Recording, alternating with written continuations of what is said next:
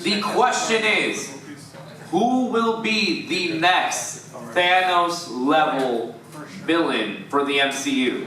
Alright? So, I want you guys to give me your answer and your explanation. This final round. We'll start with Joker, and then come on down. Well, isn't it obvious? Galactus. Galactus. It's obvious why it all the leads up to it. Like, how can you top the last Avengers movie? Go into space and fight a giant space giant who eats planets. Okay. You know, and then you can imagine if they can take a character who literally in the comic book has a freaking gold helicopter and make him badass. Read the comics, this is real. It is true, the Thanos copter is a real thing. Imagine what they can do with a literal planet eater. Goodness gracious. Alright. Your answer? Oh, hello. I'll take a not as space as Galactus. That's a great choice, by the way. I would, since the Fox Steel has been finally done, I believe it was a while ago. I'm gonna. It's made by the cosmic huge. I'm gonna go with Dr. Doom. Ooh, that's another good one. That's another good one. Alright, why? Ooh.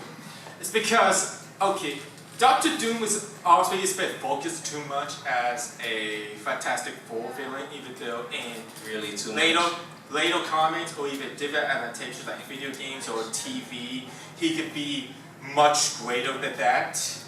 And especially when this is alright, obviously I feel like he basically has this big conviction to basically like, even though it seems impossible, I'm gonna go and do it though. Okay.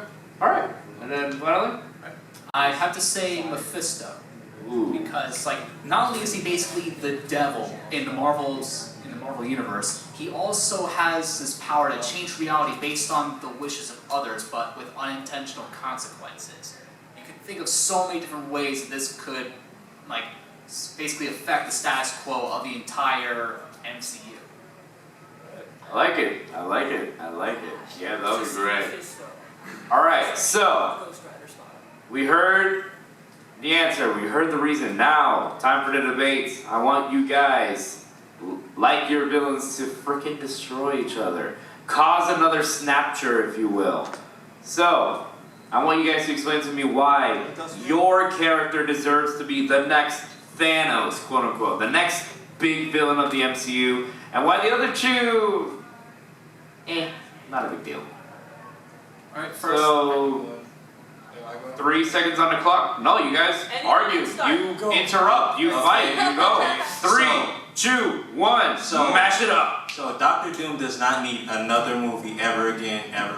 Why? Because of Crash Test Dummy Dr. Doom in the last movie. Let's not pretend like that wasn't a thing. Okay. I don't care how many Marvel MCUs we've had and what it can do. It does not need to happen again. We're bored of it. I guess we're just ignoring Rise of the Silver Surfer then? That giant fart cloud in space? No, we're not ignoring it. We're also not ignoring the fact that Hela is also the devil. And we've already had a devil in the movie. We don't need Mephisto. Okay? We don't need it. I was waiting for you at the door, sir.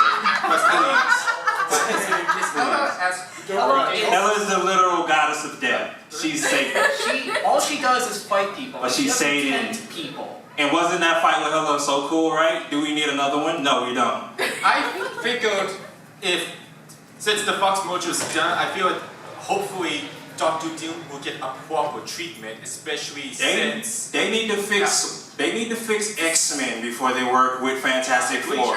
They really do. Especially right now.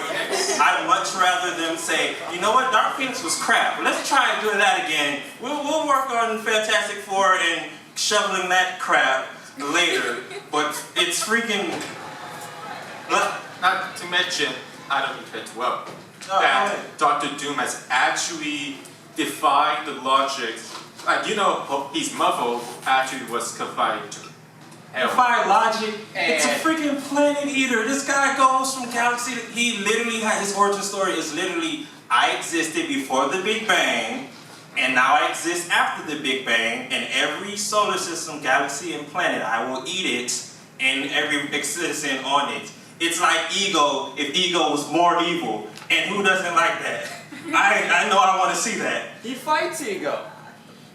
Exactly. Exactly. The thing about Galactus is that even though he's a big, massive threat, there's really not much to him. He just goes around eating plants, and even then, he needs the assistance of the Silver Surfer. With Mephisto, he has this like deep, dark, complex, personal thing that makes him more of a villain. This more sinister aura around him that makes a very conflicting and corrupting aspect that triggers everybody. Okay, let's see here. Okay, does everyone remember Ultimate Alliance Yeah. consoles? Yeah. Okay, you know the plot, the first one, where basically, eventually Dr. Doom gets like this Asgardian like power. Right. I was thinking work with something like that, but maybe at least go through more detail. I'm sorry about that debate. Okay. I'm sorry about interrupting you, but I would much rather Mephisto fight Thor and Valkyrie in the fourth Thor movie than actually be the main villain. Like honestly, like Mephisto isn't that big of a character, and yes, they have used small characters and made them big, but you like, oh, it's the literal devil. Yeah, we could also have a movie with the one above all, but it won't be that much interesting of a movie. All right. So that's the time's up. Everyone, give him a round of applause for that argument. That was awesome. All right. So I want final statements. Time for your closing. I want you guys one more time in the quick sentence to tell us why your villain, what makes your villain so special? Why do we want your villain to be the next big villain of the MCU? Why should they be of the same level and caliber of Thanos? And why the other two can't cut it? So, starting from you, my friend, and then down to Joker, and then down to you. Let me hear it. Real quick, no interruptions, just really quick sentence. Share why. Go.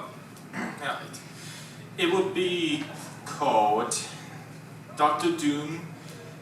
Let's see, I believe Rifarian ruler because he rules a country. And it will cover the story of how Dr. Doom met Reed Richards and how he became a villain of the Fantastic Four. And it will through trials and errors, he will try to perfect himself along to be this ruler of obviously a fictional country like Wakanda, to basically be the biggest threat to the. Okay. Alright. It would be called Dark Avengers Fall of the Planet Eater, which also I want to say that Silver Surfer could be the Vision in this MCU movie, because Silver Surfer in a way is kind of like Vision. He's like, he has a twisted past, and he's also came over to the other side. But can you imagine what they could do if they retcon Galactus? He said before with the galactic cloud fart and whatnot, but that was a different time. Now we've seen what they could do with a complex character like Thanos. Literally, helicopter, come on. And they did none of that, and they made a Hamlet-like character from this guy who was pretty much a silly character. Okay. Mine would be called Mephisto, Soul of Darkness, and he would basically just go to each Avenger, or at least the remaining Avengers, and try to corrupt them in ways that they have never been challenged before. We've seen how some have already been able to be corrupted in minimal ways, but imagine when the devil gets to them, and imagine what kind of damage they can do to the earth itself. We've seen how, like, a massive threat tackles other planets, but even then it's so impersonal that like it's just cannon fodder, you don't really care. But when it comes to characters they actually spend so much time developing and having them actually be challenged, that would definitely make something far more impactful than some random planet getting eaten. Alright. Okay, good. Alright. I like it. I like it. Here's the problem, I like all of them. So I have to decide. Okay, so, based off the arguments, I heard all your cases. But I mean, there is one clear winner just due to just, I don't know, just the passion that I've sensed from it. And passion is just as important within the argument, and also just stating a lot of facts. I'm going to give it to Galactus. I'm gonna give it to Joker. You did a really good job, dude. You did a really good job. Congrats. Alright. Can I make a closing argument? What? Can I make a closing statement? I mean, sure, but you already did. To you two, why so serious? Alright, so dude, pick your prize, and guys, thank you guys for coming to Superhero Media Mash. Thank you guys also for coming to Sunrise Comic Con.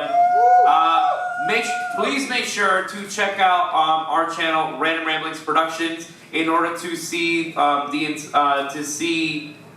video version of this panel. Wow, of this panel, and also check out our Patreon to watch the full panel. All right, and let me see what else. Please make sure to go check out the Random Ramblings booth, where we're going to be selling a lot of merchandise, a lot of cool clothes and fabric, and also we're selling one of our own very first book series, Protectors of Humanity, by our own Rebecca Proenza. Also, I don't know if it's already happening or if it's yet to happen. Please make sure to go support our very own Crab Shack Cosplay, aka Kayla Murphy, over at the cosplay contest, because she is one of the judges. That starts at 6 p.m., so please make sure to go check that out.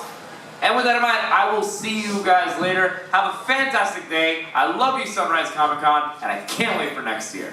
See ya! Thank you. Ugh.